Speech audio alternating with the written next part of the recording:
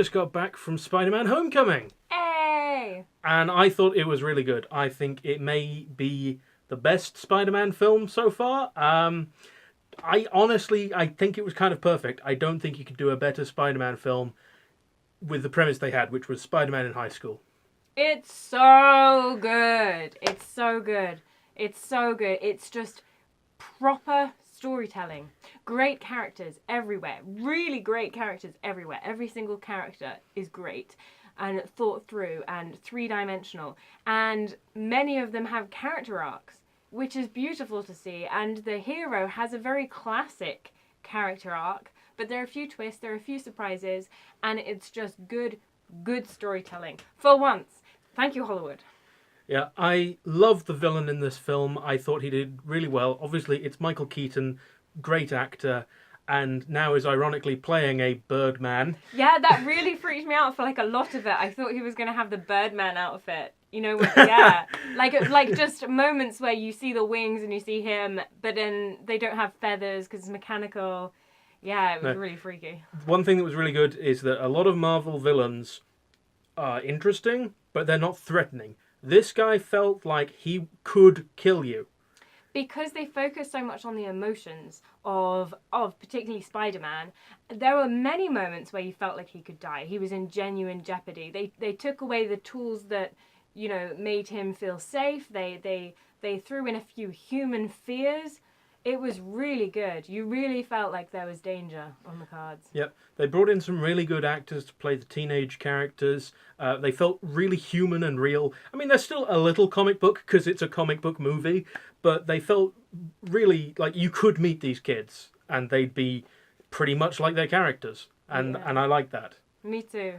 There's only one thing that I didn't like, and I only thought of it because I spent a long time trying to think of something I didn't like.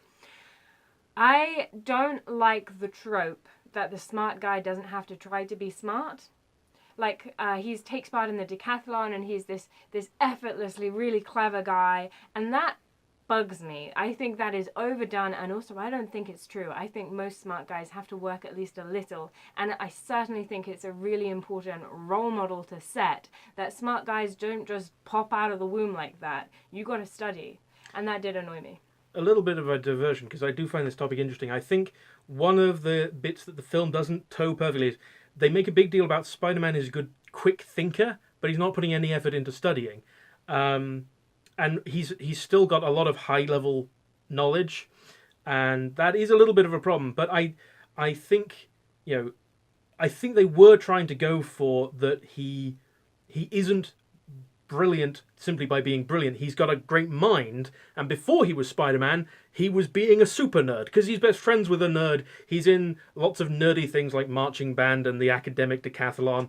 So I really got the feeling that he is continuing to coast on his previous studying. That's what I got from that. I didn't get that he was studying previously. What I got that was, I know what you're saying about he's not investing in his life at high school. He's not investing in his personal life.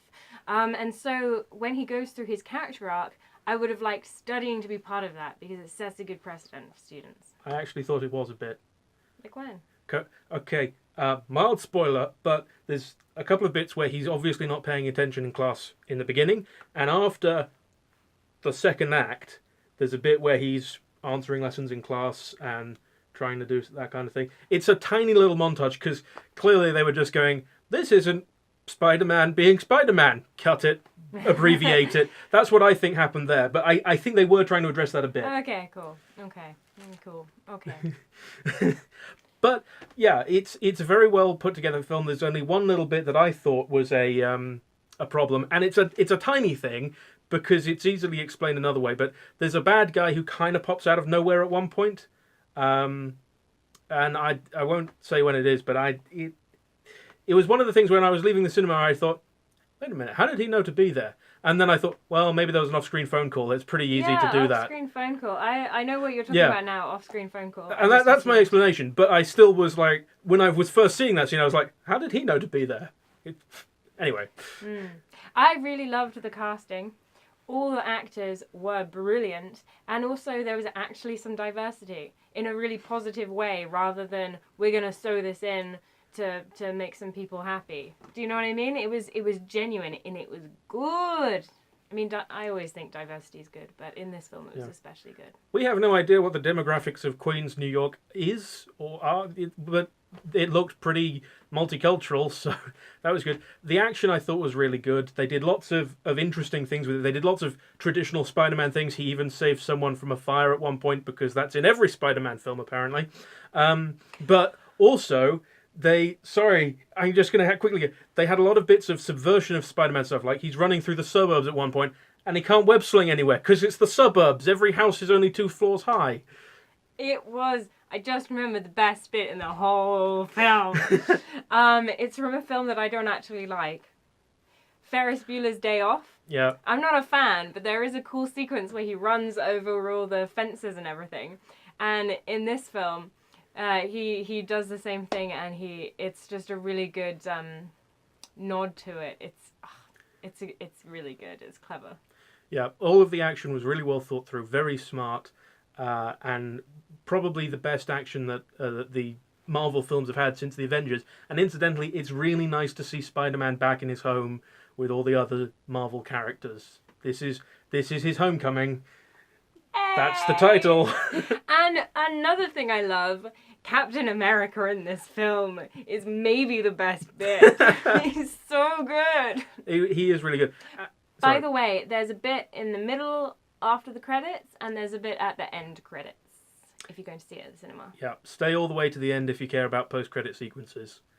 Because Katie almost left. Yeah? She was like, we saw it. Yeah, even though it's a Marvel film. You know what, I was hungry. No, can't recommend this film enough. It's great. Shall we find out what we're watching next week? Yeah, show it to me. Okay, so we could watch Despicable Me 3, or we could watch War for the Planet of the Apes. That's more my kind of thing. I want to watch both!